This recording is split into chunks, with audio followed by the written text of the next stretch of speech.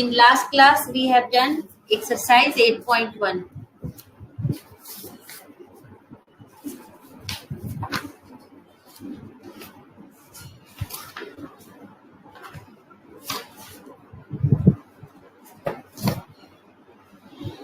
Today I am going to start exercise 8.2.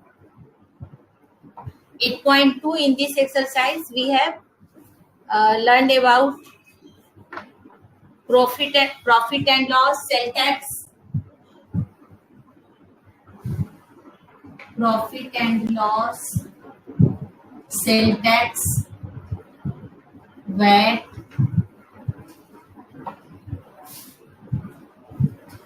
And GST. इतनी चीजों के बारे में हम पढ़ेंगे अभी।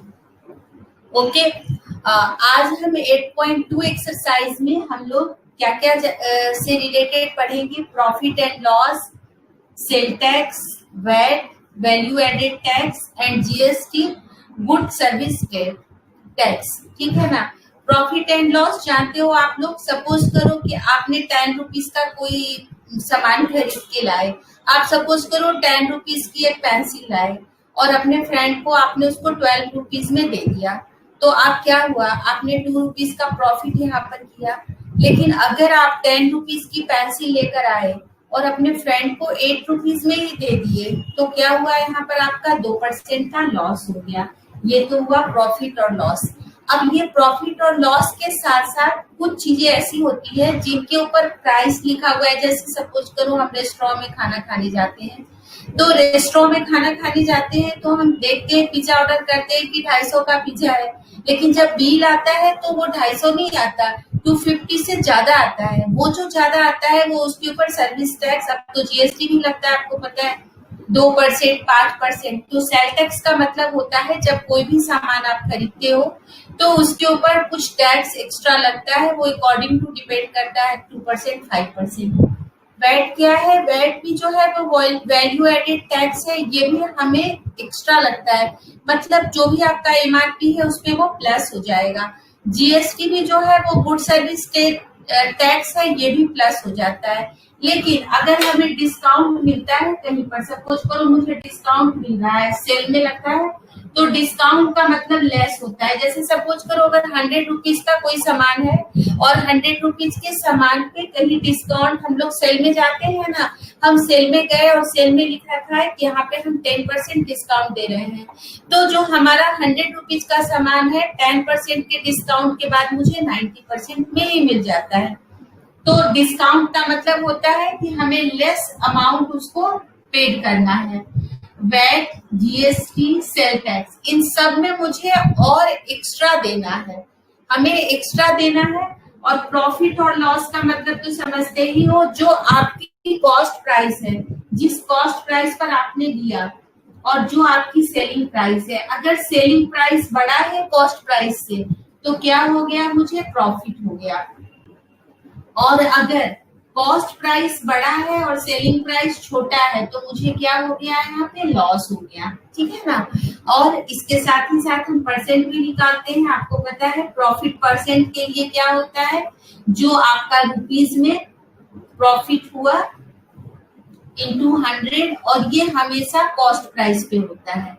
ठीक इसी तरह से लॉस परसेंट भी जब हम निकालते हैं तो ये लॉस होता है, ये सब आपने पढ़ रखा है, loss into 100 upon cost price. यहाँ तक कोई दिक्कत नहीं किसी बच्चे को? प्रॉफिट का मतलब फायदा होना, जितने में हमने, कॉस्ट का मतलब होता है जितने में हमने खरीदा, और एसपी का मतलब होता है सेलिंग प्राइस, जितने में हमने बेचा। अगर हमारी सेलिंग प्राइस बड़ी है तो हमेशा हमें प्रॉफिट होगा, और अगर हमारी सेलिंग प्राइस कम है, लेस है, तो हमें हमेशा क्या होगा? लॉस होगा, है ना? और सेल टैक्स का मतलब होता है कोई भी सामान पर मुझे एक्स्ट्रा पैसे देने हैं। वैट का भी मतलब होता है मुझे एक्स्ट्रा पैसे देने हैं। जीएसटी का भी मतलब होता है मुझे और ज्यादा पैसे देने हैं।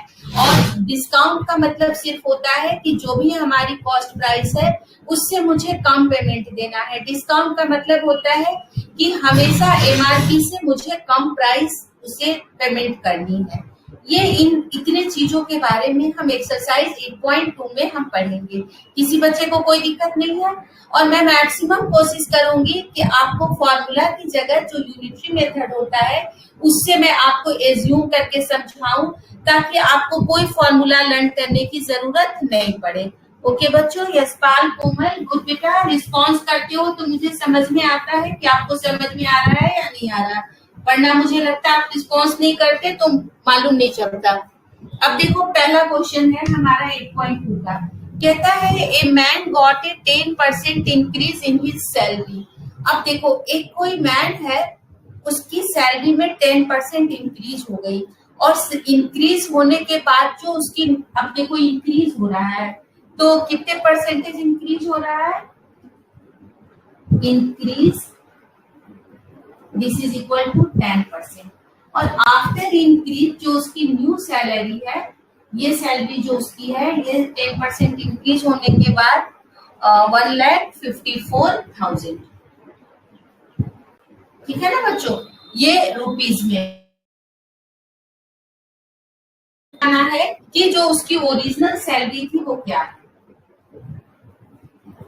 मतलब मुझे यहाँ पे ये नहीं पता है कि जो उसकी सैलरी थी वो क्या है, और जब 10% इंक्रीज हुआ तो आफ्टर 10% इंक्रीज उसकी सैलरी हो गई 1,54,000। ऑलवेज जो ऐसी प्रॉब्लम है उन प्रॉब्लम्स में हम एक सपोज कर लेते हैं। लेट यहाँ लिख दी हूँ मैं समझाने के लिए, इसको आप आगे लिखोगे। पहले तो जो प्रॉब्लम में है गिवन उसको नोट कर लो, फिर जो फाइंड करना है उसको नोट कर लो, और तब लिखो let original salary is x.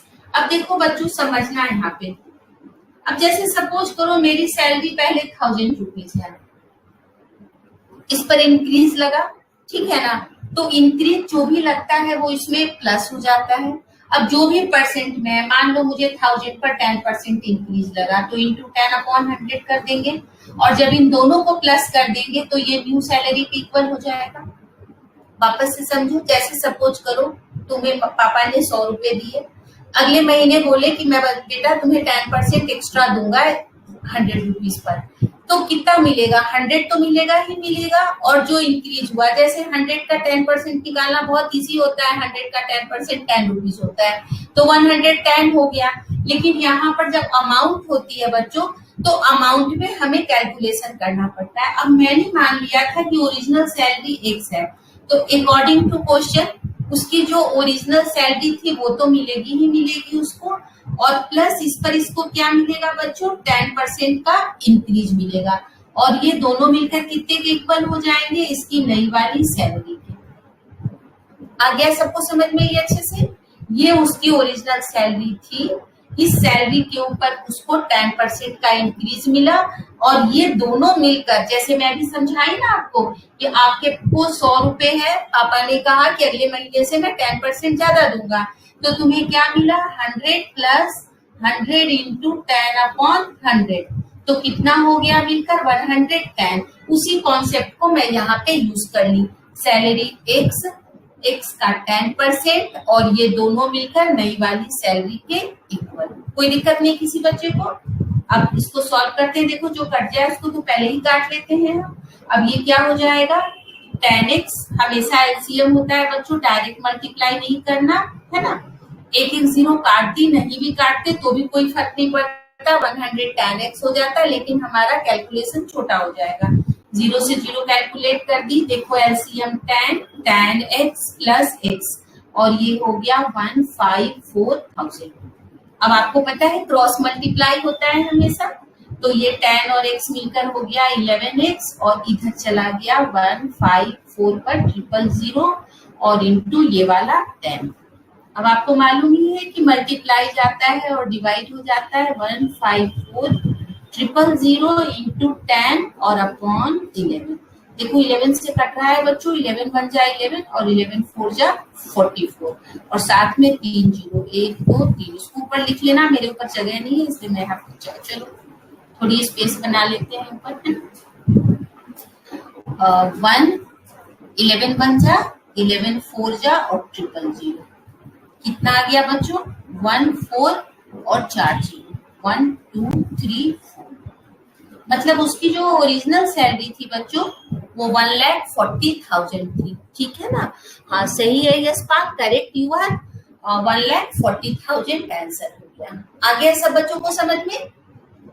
और ऐसे ही हम बनाएंगे, देखो इसमें कोई फॉर्मूला मैं यूज नहीं की हूँ, जो मैं आपको कॉन्सेप्ट समझाई उसी कॉन्सेप्ट पर मैं इसको सॉल्व करती हूँ, ठीक है ना बच्चों। अब इसको आप नोट डाउन करो, फिर मैं सेकेंड क्वेश्चन बताती हूँ।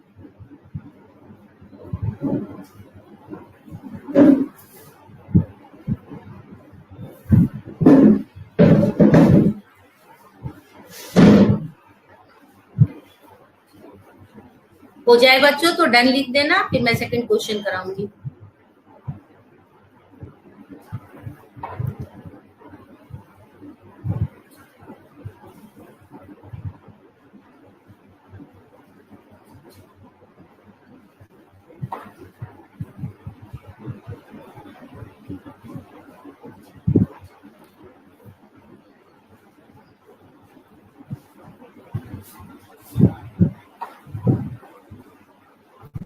डन बच्चों, रांची, यशपाल, ईशिका, चारवी, मानसी, विशाखा, दीपक, कोमल, गुड, तनिषा डन बेटा, ओके।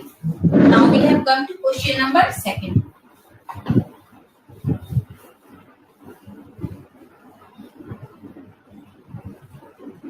देखो बच्चों सेकंड क्वेश्चन में कह रहा है on Sunday 845 people went to the zoo.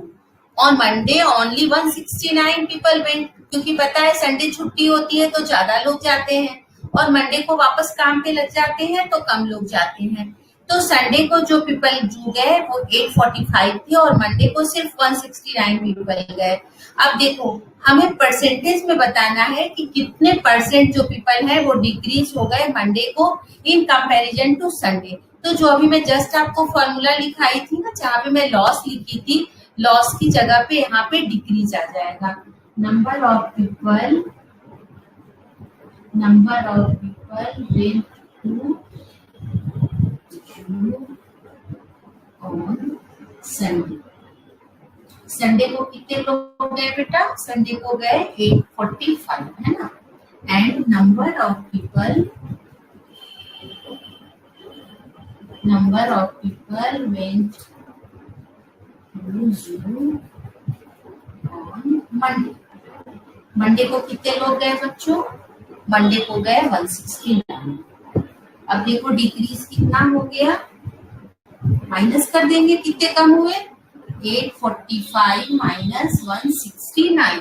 कितने लोग कम होते हैं तो कम को हम कैसे निकालते हैं? ऑलवेज माइनस करके निकालते हैं। अब देखो 9 है यहाँ पे 169, तो कितना हो गया? 6, ये हो गया 3 और ये है 6, तो हो गया 7 और ये हो गया 7, 7 में से बन गया 6। कितने लोग हो गए बच्चों?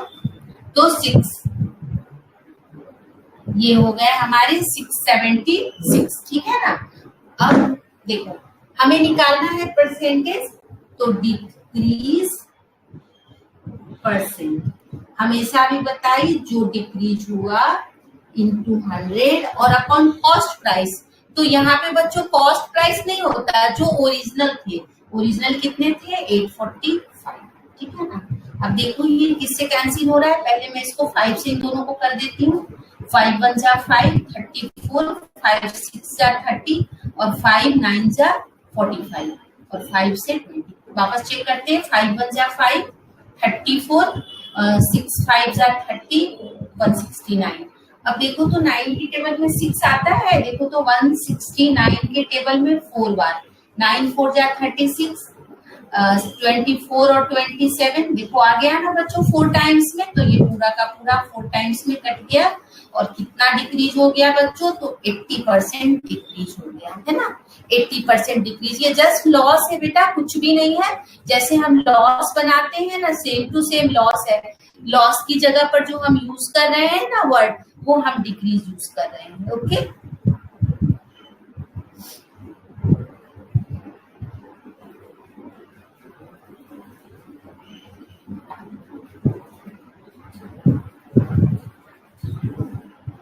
इजी है ना बच्चों, फटाफट करो फिर मैं आगे बताऊंगी।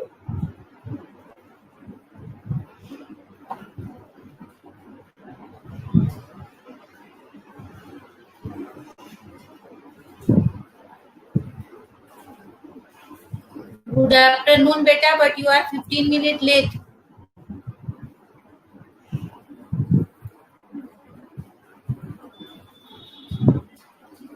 चेष्टा good, done, Deepak good, Bhavik good. Okay बच्चों, चलो we have come to question number 3।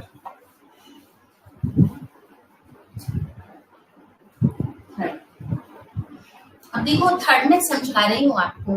A shopkeeper buys 80 articles for rupees 2400। Number of articles जो है, नंबर ऑफ आर्टिकल्स कितने हैं 80 एंड प्राइस ऑफ आर्टिकल्स कितने हैं 2400। ठीक है ना बच्चों।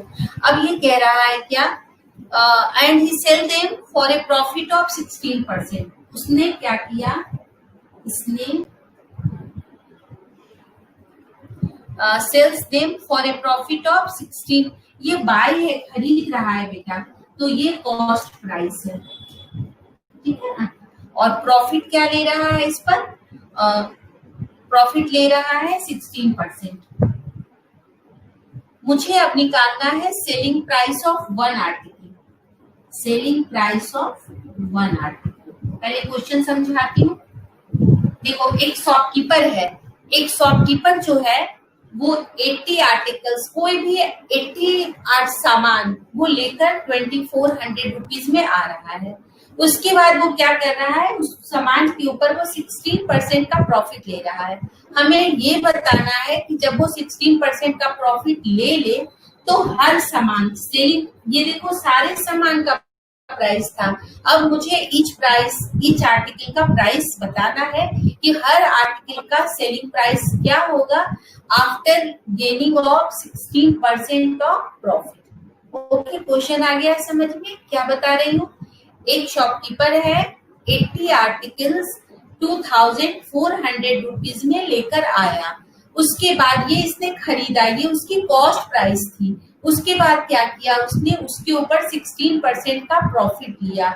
अब मुझे ये बताना है कि प्रॉफिट के बाद क्या प्राइस होगा। तो बनाने के देखो दो तरीके हैं बच्चों, या तो पूरे 80 आर्टिकल्स का हम 16% से निकाल लें और फिर उसको हम क्या करें 80 से डिवाइड कर दें, या हम स्टार्टिंग में ही एक आर्टिकल का कॉस्ट प्राइस निकाल लें और फिर उस पर हम प्रॉफिट निकाल लें। तो मैं एक आर्टिकल से ही निकालती हूँ ताकि हमारा कैलकुलेशन क्या हो, इजी हो। बाकी आप 80 से भी बनाओगे तो लास्ट में आप 80 से डिवाइड कर लेना तो भी आंसर सेम आएगा, ठीक है ना।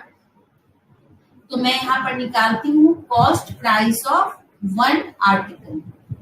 तो एक सामान का क्या हो जाएगा बच्चों, जो टोटल पैसे हैं उसको कर दो 80 से डिवाइड, ठीक है ना। कितने आ गए बच्चों, 30 रुपीज आ गए, है ना। अब मतलब वो उस शॉपकीपर ने एक सामान जो खरीदा, वन आर्टिकल जो खरीदा, उसकी प्राइस उसको 30 रुपीज आ गई। अब वो इसके ऊपर क्या करना चाहता है, 16% का प्रॉफिट लेना चाहता है। तो selling price of one article है, ऑब्जेक्ट नहीं है, जो बुक में लिखा हुआ है वही हम लिखेंगे, है ना। वन आर्टिकल क्या हो जाएगा बेटा, जो उसने खरीदा वो तो वो लेगा ही लेगा, और प्लस इस पर जो उसे प्रॉफिट चाहिए, ठीक है ना। ये रहा। अब इसको देख लो, जितने दूर तक कैंसिल हो जाए कर लो इसको। 0 से 0 कैंसिल हो गया, 2 से अब ये कट नहीं रहा है बेटा। तो मैं तुम्हें एक अच्छा चीज सिखाती हूँ कि जब ऐसे केस हो जाए तो इसको ना काट पीट करने की जगह, देखो ये कटेगा नहीं, 5 आएगा तो तुम इसको ऐसे ही रहने प्लस 48/10। अब इसका एलसीएम ले लो, 300 प्लस 48/10 कितना आ गया, 348/10। और आंसर क्या आ गया, एक डेसिमल लगा देते हैं बच्चों। इससे ना कैलकुलेशन देखो, मुझे कोई मल्टीप्लाई डिवाइड करने की जरूरत नहीं हो रही है। हम एक बार इसका आंसर चेक करते हैं थर्ड का। ठीक है ना, 80 लगा दिए, करेक्ट हो गया हमारा, है ना बेटा। 8 पैसे नहीं होते, 80 पैसे होते हैं, क्योंकि यहाँ पर जो है डेसिमल के बाद हमने इसको 80 कर दिया। कोई दिक्कत किसी बच्चे को? बेटा फिर से रिपीट करना है या सबको समझ में आ रहा है? जिसको नहीं आ रहा है वो रिस्पॉन्स करो, मैं वापस समझाऊंगी आपको। सब बच्चे समझ रहे हैं बेटा? आप रिस्पॉन्स करो।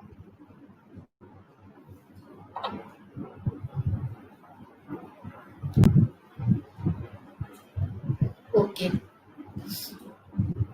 ठीक है, इजी है बेटा। मैं इसलिए आपको कॉन्सेप्ट पहले पूरा समझा दी, कॉन्सेप्ट समझाने के बाद करा रही हूँ ताकि आपको अच्छे से आ जाए।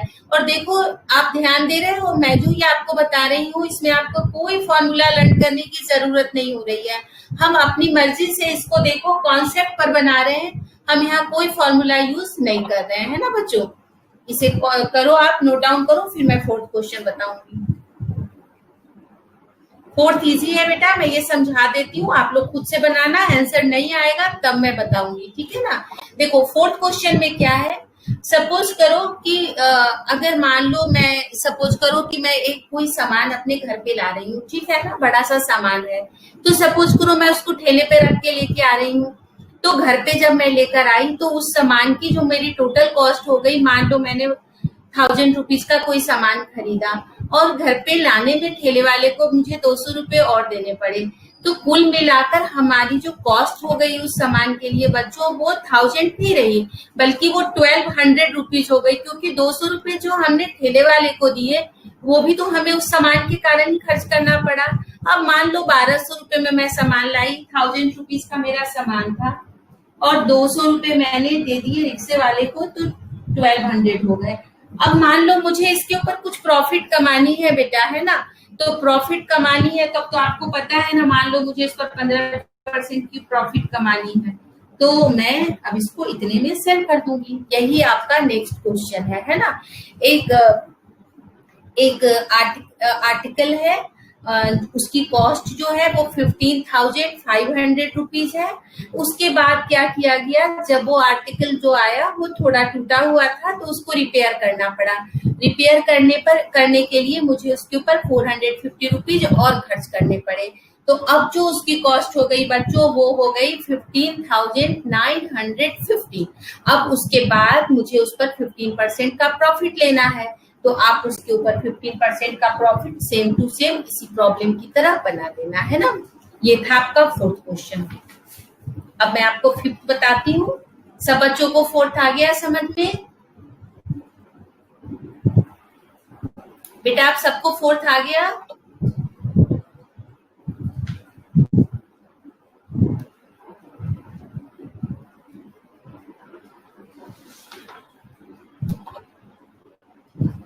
चलो अब हम लोग क्वेश्चन 5th की तरफ चलते करते हैं, है ना।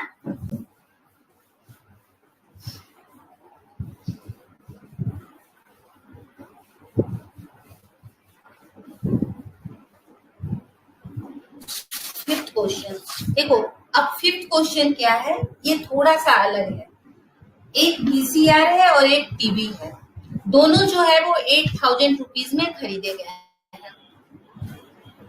अब देखो कॉस्ट प्राइस, ये है question number 5th, cost price of VCR and cost price of क्या है, टीवी। अब देखो आराम से पढ़ना, दोनों अलग अलग 8000 रुपीज में खरीदे गए हैं बच्चों। ईच लिखा हुआ है, ईच का मतलब होता है हर एक की प्राइस। वीसीआर की भी प्राइस है 8000 और टीवी की प्राइस भी है 8000।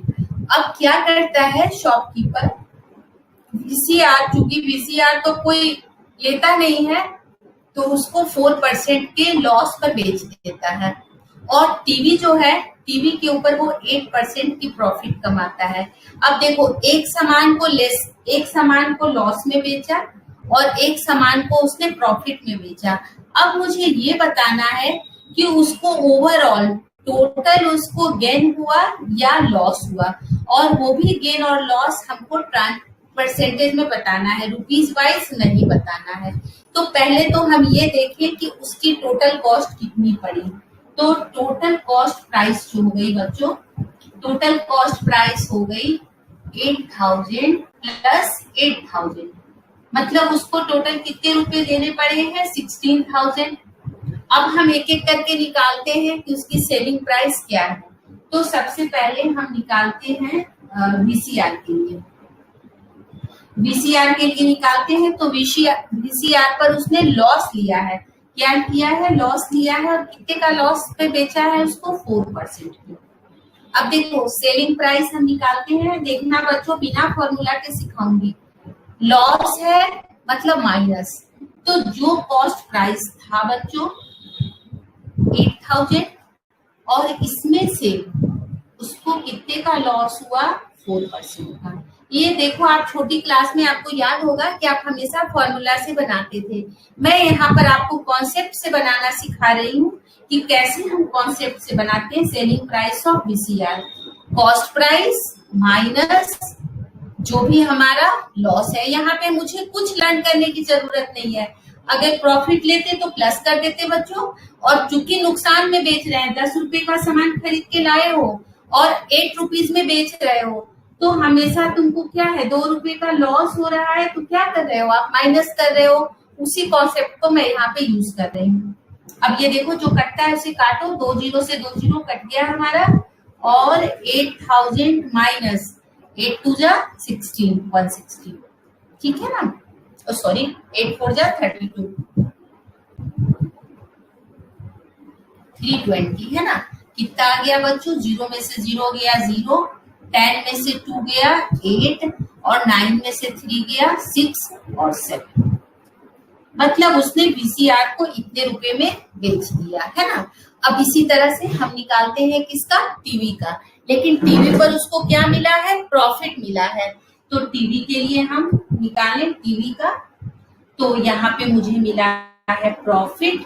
और कितना प्रॉफिट मिला है? टीवी पर उसने प्रॉफिट लिया है बच्चों 8% का प्रॉफिट लिया है। तो मैं निकालू सेलिंग प्राइस ऑफ टीवी। फिर वही कॉन्सेप्ट बच्चों, जो उसकी कॉस्ट प्राइस थी और जो कॉस्ट प्राइस पर लिया उसने प्रॉफिट। फिर वैसे ही 2 जीरो कट गए बच्चों, 8,000 और प्लस 8 8 जा 64, 640, और कितना आ गया? 0468। इतने रुपए में बच्चों उसने टीवी को बेचा है ना? ठीक है बेटा, 76,860। अच्छा, ये ऊपर वाला आपने निकाला है, ठीक है बेटा, यशपाल करेक्ट है।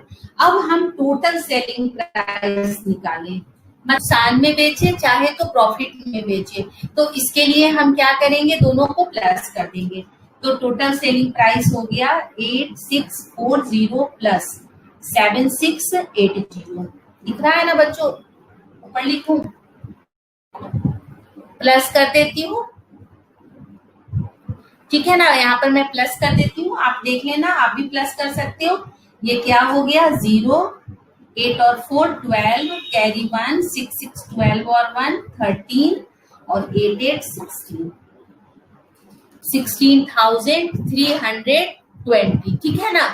तो ये हमारा हो गया दोनों का सेलिंग प्राइस। अब देखो, खरीदा था 16,000 में और बेच रहा है कितने में? बेच रहा है 16,320 में। तो इसका मतलब क्या है बच्चों? कि उसको हो रहा है प्रॉफिट। 16,000 में वो परचेज करके लाया था और सेल कितने में कर रहा है? 16,320 में। तो मतलब प्रॉफिट हो रहा है। मैं ऊपर वाला बच्चों, ये वाला पार्ट में यहाँ पे इसको रब कर रही हूँ, है ना? Therefore, profit equal to 16,320 minus 16,000। तो कितने का प्रॉफिट हो गया बच्चों? 320 का। अब निकाल लेंगे हम प्रॉफिट परसेंट। तो प्रॉफिट परसेंट क्या होता है? प्रॉफिट इंटू 100 और अपॉन कॉस्ट प्राइस। तो यही कॉस्ट प्राइस आ गया बच्चों, है ना? जो कटते हैं उनको काटो, 3 जीरो से 3 जीरो कट गया, और 16 टू जा 32। कितने परसेंट का प्रॉफिट हुआ बच्चों? 2% का। और यही हमारा आंसर, और ये हमारा आंसर हो गया है ना बच्चों, आ गया समझ में आपको, इजी है। ऐसे ही हम क्वेश्चंस निकालते हैं, जो भी हमारा प्रॉफिट या लॉस जो भी होता है। तो यहाँ पे अब इसने यूज किया है वर्ड गेन, तो आप यहाँ पे गेन वर्ड यूज कर लो। प्रॉफिट को ब्रैकेट में कर देती हूँ गेन, जो बुक यूज करता है, और ये हो गया गेन परसेंट। एक ही बात होती है बच्चों, गेन और प्रॉफिट दोनों सेम वर्ड है, लेकिन यहाँ पे जो आपको आ रहा है वही आप निकालोगे, है ना। सब बच्चों को क्लियर हो गया, दोबारा बताने की जरूरत है बेटा? कोमल वेरी गुड बेटा, आप इसे कॉपी कर लो आप लोग अपनी नोटबुक में। इजी है ना बेटा? आप देखो यहाँ मैं कोई फॉर्मूला यूज नहीं कर रही हूँ, कॉन्सेप्ट पर आपको समझा रही हूँ, और आप सब बच्चों को समझ में आ रहा है कॉन्सेप्ट पर ही, है ना।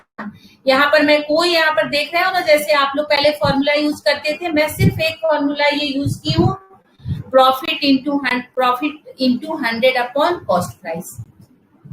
गुड रुद्र, चलो अब ये आप लोग लिख लो, फिर मैं आपको आगे 6 क्वेश्चन समझाऊंगी।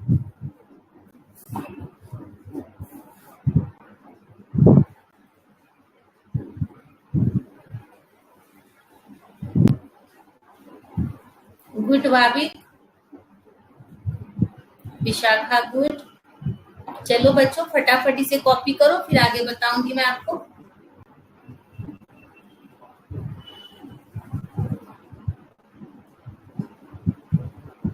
मानसी गुड बेटा, और सब एक एक बार आप लोग फिर से बनाना। याद है ना स्कूल में मैं क्या कॉन्सेप्ट बनाई थी? मेरे साथ प्रैक्टिस कॉपी में, और फिर घर पे खुद से अपनी क्लास वर्क कॉपी में करना। 2 टाइम्स बनाओगे तो आपको सारे प्रॉब्लम आ जाएंगे, है ना बच्चों।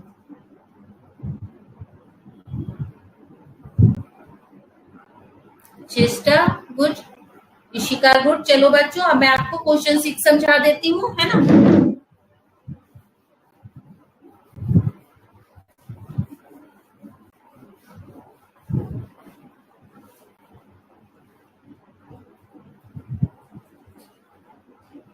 देखो क्वेश्चन 6 जो है बच्चों, during a sale a shop offered a discount of 10%। एक सेल चल रही है और उस सेल में शॉपकीपर जो है वो 10% का डिस्काउंट दे रहा है, ठीक है ना, on the mark price of all the items, ठीक है। What would a customer have to pay for a pair of jeans marked at ₹1450 and 2 T-shirt marked at ₹850 each। पहले मैं प्रॉब्लम समझा रही हूँ आपको। देखो एक दुकान पे सेल चल रही है, और सेल में शॉपकीपर जो है, जो भी प्रिंट प्राइस है, जो मार्क प्राइस जिसे कहते हैं, उस मार्क प्राइस पर वो 10% का डिस्काउंट दे रहा है। एक कस्टमर जाता है और वो 2 जीन्स बेटा और 2 टी-शर्ट खरीदता है ना, 2 शर्ट और 2 जीन्स खरीदता है। अब मुझे ये बताना है, देखो ये आपके काम की चीज है, आप भी खुद जाते हो शॉप पे, डिस्काउंट होता है, तो आपको पता होना चाहिए कि हाँ हम इसे कैसे हम खुद से निकाल सके। वरना हो सकता है कि दुकान वाला आपको बेवकूफ बना दे, और बेवकूफ बना के कह दे कि नहीं आपको तो इतने रुपए देने होंगे, है ना। तो हम यहाँ पे निकालते हैं पहले मार्क प्राइस, है ना। तो मार्क प्राइस ऑफ 2, क्योंकि वो एक नहीं खरीद रहा है, 2 खरीद रहा है। मार्क प्राइस ऑफ 2 जीन्स, एक का प्राइस कितना है बेटा 1450, तो 1450 प्लस 1450 कितने रुपीज हो गए 2900, ठीक है ना। और ठीक इसी तरह से मार्क प्राइस ऑफ 2 क्या लिया है दूसरा, उसने शर्ट लिया है ना, 2 शर्ट्स। तो शर्ट्स के लिए ये कितने पैसे मार्क प्राइस हो गया 850 प्लस 850, 0 0 8 8 16 और 1 17। अब टोटल मार्क प्राइस कितना हो गया बच्चों, total mark price of jeans and shirt दोनों को ऐड कर देंगे, कितना हो गया 2900 प्लस 1700, 0 0 9 और 7 16, कैरी 1 2 और 1 3 4। अब इस पर उसे मिला है 10% का रिबेट, तो हम निकालते हैं जो भी क्वेश्चन में लिख रखा है, व्हाट कस्टमर हैव टू पे। सो कस्टमर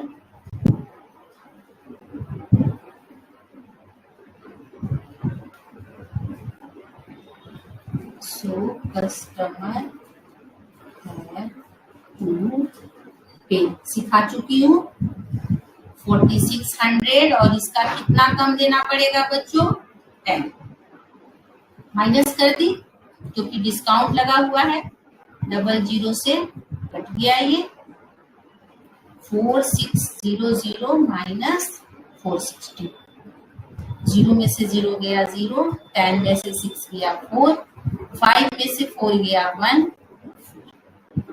उसे इतने रुपए क्या करने पड़ेंगे पेड करने पड़ेंगे 4140 रुपीज 4140 रुपीज अगर वो पेड कर देगा बेटा ये उसका डिस्काउंट हो गया इतने ही पैसे उसको क्या करने हैं पेड करने हैं बहुत इजी है बेटा। इसी तरह से आपका जो है ना 7th क्वेश्चन तो सेम है बेटा जो मैं आपको 5th बताई ठीक है ना 7th बिल्कुल सेम है और 8th में सेल टैक्स लग रहा है तो सेल टैक्स लग रहा है तो 8th क्वेश्चन में प्लस हो जाएगा बेटा। मैं एक बार आपको सारे क्वेश्चन बोल रही हूँ आप लोग समझ लो समझ में आ जाएगा आपको आराम से है ना।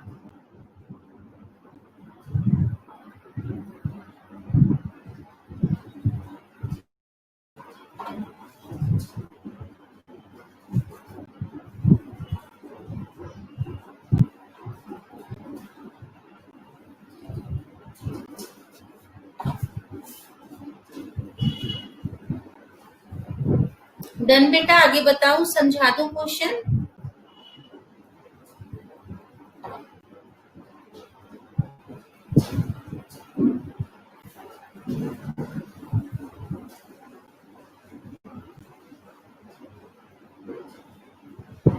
चलो देखो 7th जो क्वेश्चन है बेटा 7th क्वेश्चन सेम है जो हमने 5th किया था बिल्कुल सेम है। एक को 5% के प्रॉफिट पर और एक को 10% के लॉस पे बेच रहा है तो आपको ओवरऑल प्रॉफिट और लॉस बताना है तो जैसे 5th कराई हूँ सेम टू सेम कर लेना।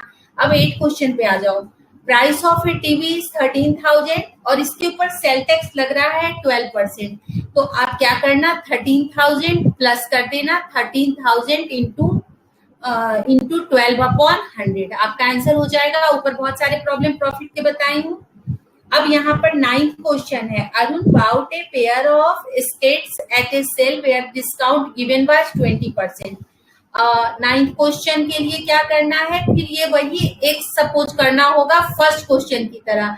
आप मान लेना कि उसकी जो कॉस्ट प्राइस थी वो x थी और चूंकि यहाँ पे इसको बेटा डिस्काउंट मिल रहा है तो x में से आप माइनस कर देना। फर्स्ट क्वेश्चन में सैलरी बढ़ गई थी तो हमने प्लस कर दिया था यहाँ पे डिस्काउंट मिल रहा है तो same to same first question है बट आप यहाँ माइनस कर देना। 10th क्वेश्चन में आ जाओ यहाँ भी सेम क्वेश्चन है वैट लग रहा है तो वैट लग रहा है तो यहाँ पर अगेन वही है आप x और x में वैट प्लस x इंटू 8 ये तो same to same ditto first की तरह बनाना x plus x into 8/100 is equal to 5400 and last one question 11th an article was purchased for ₹1239 including GST find the before GST फिर ये minus हो जाएगा बच्चों। जीएसटी हम एक्स्ट्रा देते हैं तो x मानना और क्या हो जाएगा x into 18/100 is equal to 1239। अब आप देख रहे हो ना मैंने यहाँ पे कोई फॉर्मूला आपको लर्न करने नहीं समझाया आपको सीधे कॉन्सेप्ट पे बताया बच्चों।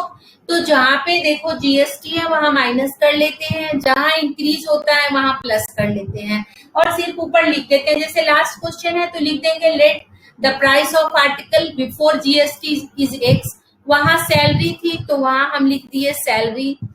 10th क्वेश्चन में है हेयर ड्रायर तो लिख देंगे let the price before VAT the price of hair dryer before VAT is equal to x और इस तरह से हम बना लेंगे।